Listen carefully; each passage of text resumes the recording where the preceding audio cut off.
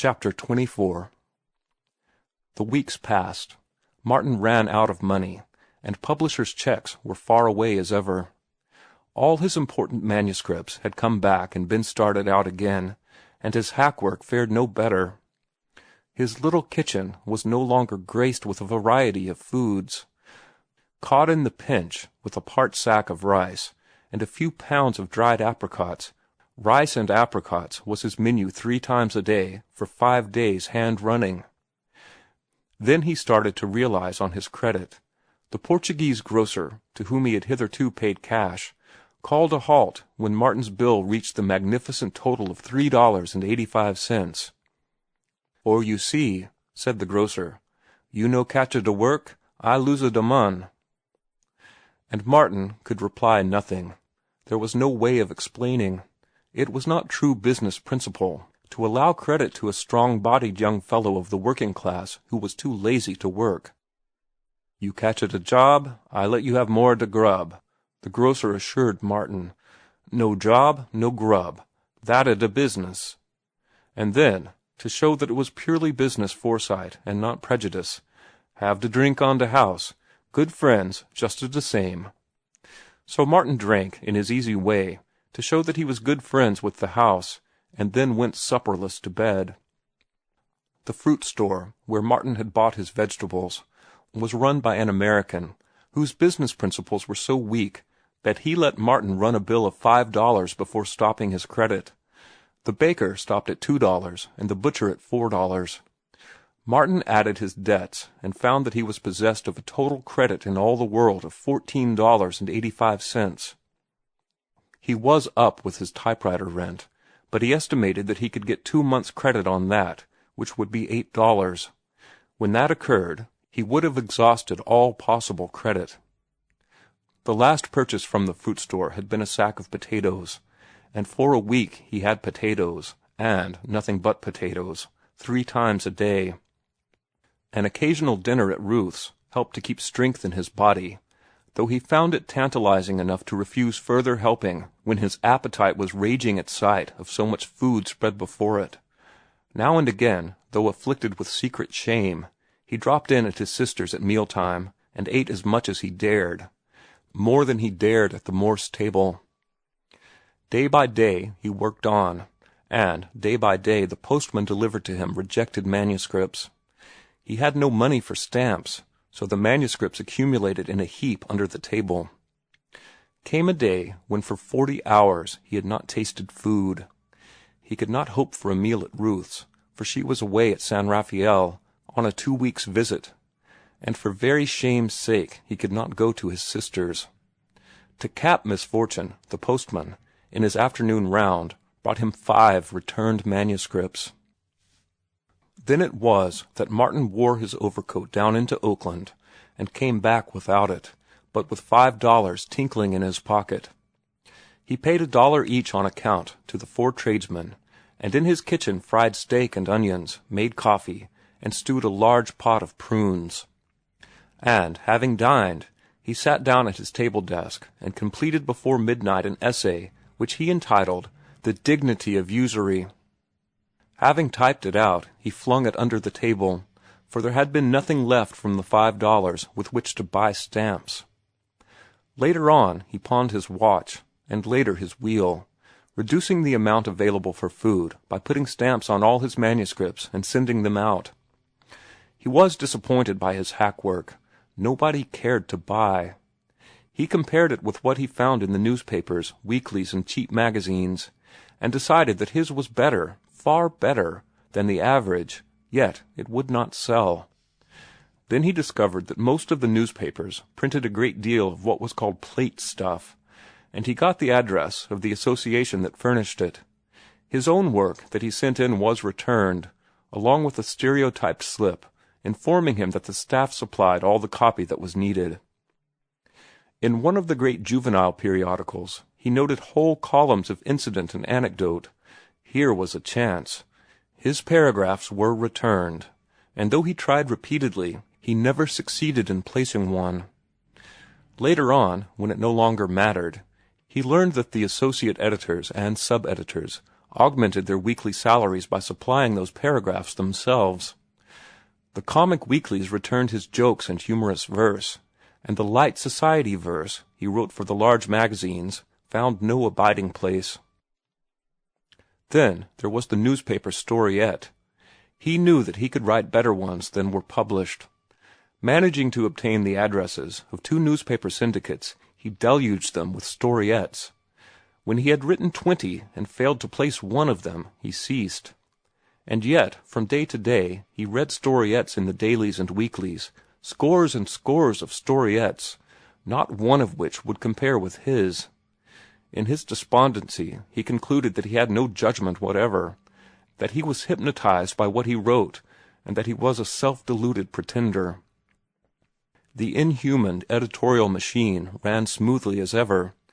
He folded the stamps in with his manuscript, dropped it into the letter-box, and from 3 weeks to a month afterward, the postman came up the steps and handed him the manuscript. Surely there were no live, warm editors at the other end. It was all the wheels and cogs and oil cups, a clever mechanism operated by automatons. He reached stages of despair wherein he doubted if editors existed at all. He had never received a sign of the existence of one, and from absence of judgment in rejecting all he wrote, it seemed plausible that editors were myths, manufactured and maintained by office boys, typesetters, and pressmen. The hours he spent with Ruth were the only happy ones he had, and they were not all happy. He was afflicted always with a gnawing restlessness, more tantalizing than in the old days before he possessed her love. For now that he did possess her love, the possession of her was far away as ever. He had asked for 2 years, time was flying, and he was achieving nothing. Again, he was always conscious of the fact that she did not approve what he was doing. She did not say so directly, yet indirectly she let him understand it as clearly and definitely as she could have spoken it. It was not resentment with her, but disapproval, though less sweet-natured women might have resented where she was no more than disappointed. Her disappointment lay in that this man she had taken to mold refused to be molded. To a certain extent she had found his clay plastic, then it had developed stubbornness, declining to be shaped in the image of her father or of Mr. Butler. What was great and strong in him she missed, or, worse yet, misunderstood. This man, whose clay was so plastic that he could live in any number of pigeonholes of human existence, she thought willful and most obstinate, because she could not shape him to live in her pigeonhole, which was the only one she knew. She could not follow the flights of his mind, and when his brain got beyond her, she deemed him erratic. Nobody else's brain ever got beyond her. She could always follow her father and mother, her brothers and Olney. Wherefore, when she could not follow Martin, she believed the fault lay with him. It was the old tragedy of insularity trying to serve as mentor to the universal. "You worship at the shrine of the established," he told her once, in a discussion they had over Praps and Vanderwater. "I grant that as authorities to quote they are most excellent, the 2 foremost literary critics in the United States. Every schoolteacher in the land looks up to Vanderwater as the dean of American criticism. Yet I read his stuff, and it seems to me the perfection of the felicitous expression of the inane. Why, he is no more than a ponderous bromide, thanks to Gelett Burgess. And Praps is no better. His Hemlock Mosses, for instance, is beautifully written. Not a comma is out of place, and the tone, is lofty, so lofty. He is the best paid critic in the United States. Though, heaven forbid, he's not a critic at all. They do criticism better in England. But the point is, they sound the popular note, and they sound it so beautifully and morally and contentedly. Their reviews remind me of a British Sunday. They are the popular mouthpieces. They back up your professors of English, and your professors of English back them up, and there isn't an original idea in any of their skulls. They know only the established. In fact, they are the established. They are weak-minded, and the established impresses itself upon them as easily as the name of the brewery is impressed on a beer bottle. and their function is to catch all the young fellows attending the university, to drive out of their minds any glimmering originality that may chance to be there, and to put upon them the stamp of the established." "I think I am nearer the truth," she replied. "When I stand by the established than you are, raging around like an iconoclastic South Sea Islander." "It was the missionary who did the image-breaking," he laughed. "And unfortunately, all the missionaries are off among the heathen, so there are none left at home to break those old images, Mr. Vanderwater and Mr. Praps." "And the college professors as well?" she added. He shook his head emphatically. "No, the science professors should live. They're really great. But it would be a good deed to break the heads of 9/10 of the English professors, little microscopic-minded parrots." Which was rather severe on the professors, but which to Ruth was blasphemy. She could not help but measure the professors, neat, scholarly, in fitting clothes, speaking in well-modulated voices, breathing of culture and refinement, with this almost indescribable young fellow, whom somehow she loved, whose clothes never would fit him, whose heavy muscles told of damning toil, who grew excited when he talked, substituting abuse for calm statement and passionate utterance for cool self-possession. They at least earned good salaries and were, yes, she compelled herself to face it, were gentlemen, while he could not earn a penny, and he was not as they. She did not weigh Martin's words, nor judge his argument by them. Her conclusion that his argument was wrong was reached, unconsciously, it is true, by a comparison of externals. They, the professors, were right in their literary judgments because they were successes. Martin's literary judgments were wrong because he could not sell his wares. To use his own phrase, they made good, and he did not make good. And besides, it did not seem reasonable that he should be right, he who had stood, so short a time before, in that same living-room, blushing and awkward, acknowledging his introduction, looking fearfully about him, at the bric-a-brac his swinging shoulders threatened to break, asking how long since Swinburne died, and boastfully announcing that he had read Excelsior and the Psalm of Life. Unwittingly, Ruth herself proved his point that she worshipped the established. Martin followed the processes of her thoughts, but forbore to go farther. He did not love her for what she thought of Praps and Vanderwater and English professors, and he was coming to realize with increasing conviction that he possessed brain areas and stretches of knowledge which she could never comprehend nor know existed. In music she thought him unreasonable, and in the matter of opera not only unreasonable but wilfully perverse. "How did you like it?" she asked him one night on the way home from the opera. It was a night when he had taken her at the expense of a month's rigid economizing on food. After vainly waiting for him to speak about it, herself still tremulous and stirred by what she had just seen and heard, she had asked the question. "I liked the overture," was his answer. "It was splendid." "Yes, but the opera itself." "That was splendid, too. That is, the orchestra was, though I'd have enjoyed it more if those jumping jacks had kept quiet or gone off the stage." Ruth was aghast. "You don't mean Tetralani or Barillo?" she queried. "All of them, the whole kit and crew." "But they are great artists," she protested. "They spoiled the music just the same, with their antics and unrealities." "But don't you like Barillo's voice?" Ruth asked. "He is next to Caruso, they say." "Of course I liked him, and I like Tetralani even better. Her voice is exquisite, or at least I think so."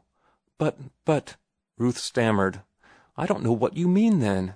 You admire their voices, yet you say they spoiled the music." "Precisely that.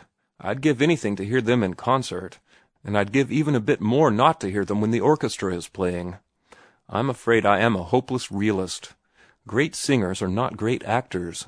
To hear Barillo sing a love passage with the voice of an angel, and to hear Tetralani reply like another angel, and to hear it all accompanied by a perfect orgy of glowing and colorful music, is ravishing, most ravishing. I do not admit it. I assert it. But the whole effect is spoiled when I look at them, at Tetralani, 5 feet 10 in her stocking feet, and weighing 190 pounds, and at Barillo, a scant 5 feet 4, greasy-featured, with the chest of a squat, undersized blacksmith, and at the pair of them, attitudinizing, clasping their breasts, flinging their arms in the air like demented creatures in an asylum. And when I am expected to accept all this as the faithful illusion of a love scene between a slender and beautiful princess and a handsome romantic young prince, why, I can't accept it, that's all. It's rot, it's absurd, it's unreal. That's what's the matter with it. It's not real. Don't tell me that anybody in this world ever made love that way. Why, if I'd made love to you in such fashion, you'd have boxed my ears. But you misunderstand, Ruth protested. Every form of art has its limitations. She was busy recalling a lecture she had heard at the university on the conventions of the arts. In painting, there are only 2 dimensions to the canvas, yet you accept the illusion of 3 dimensions, which the art of the painter enables him to throw into the canvas. In writing, again, the author must be omnipotent. You accept as perfectly legitimate the author's account of the secret thoughts of the heroine, and yet at the same time you know that the heroine was alone when thinking these thoughts, and that neither the author nor anyone else was capable of hearing them. And so with the stage, with sculpture, with opera, with every form of art, certain irreconcilable things must be accepted. Yes, I understand that, Martin answered. All the arts have their conventions. Ruth was surprised at his use of the word. It was as if he had studied at the university himself, instead of being ill-equipped from browsing at haphazard through the books in the library. But even the conventions must be real. Trees, painted on flat cardboard and stuck up on each side of the stage, we accept as a forest. It is a real enough convention. But, on the other hand, we would not accept a sea scene as a forest. We can't do it. It violates our senses. Nor would you, or rather should you, accept the ravings and writhings and agonized contortions of those 2 lunatics tonight as a convincing portrayal of love. But you don't hold yourself superior to all the judges of music, she protested. No, not for a moment. I merely maintain my right as an individual. I have just been telling you what I think, in order to explain why the elephantine gambols of Madame Tetralini spoil the orchestra for me. The world's judges of music may all be right, but I am I, and I won't subordinate my taste to the unanimous judgment of mankind. If I don't like a thing, I don't like it, that's all. And there is no reason under the sun why I should ape a liking for it, just because the majority of my fellow creatures like it, or make believe they like it. I can't follow the fashion in things I like or dislike.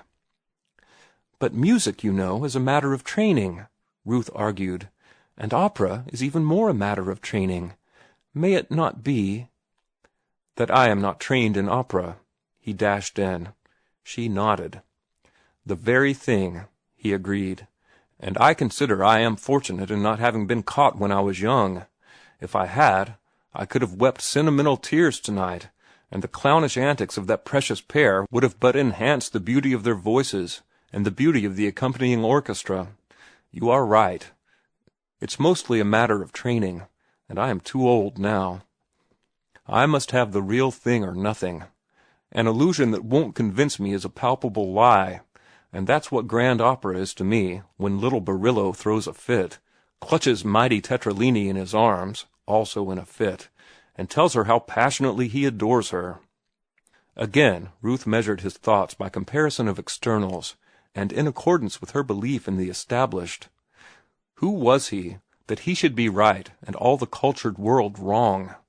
His words and thoughts made no impression upon her. She was too firmly entrenched in the established to have any sympathy with revolutionary ideas. She had always been used to music, and she had enjoyed opera ever since she was a child, and all her world had enjoyed it too. Then by what right did Martin Eden emerge, as he had so recently emerged, with his ragtime and working-class songs, and pass judgment on the world's music? She was vexed with him, and as she walked beside him she had a vague feeling of outrage. At the best, in her most charitable frame of mind, she considered the statement of his views to be a caprice, an erratic and uncalled-for prank. But when he took her in his arms at the door, and kissed her good night in tender lover fashion, she forgot everything in the outrush of her own love to him. And later, on a sleepless pillow, she puzzled, as she had often puzzled of late, as to how it was that she loved so strange a man, and loved him despite the disapproval of her people. And next day Martin Eden cast hack work aside, and at white heat hammered out an essay to which he gave the title, The Philosophy of Illusion. A stamp started it on its travels, but it was destined to receive many stamps, and to be started on many travels in the months that followed. End of chapter 20.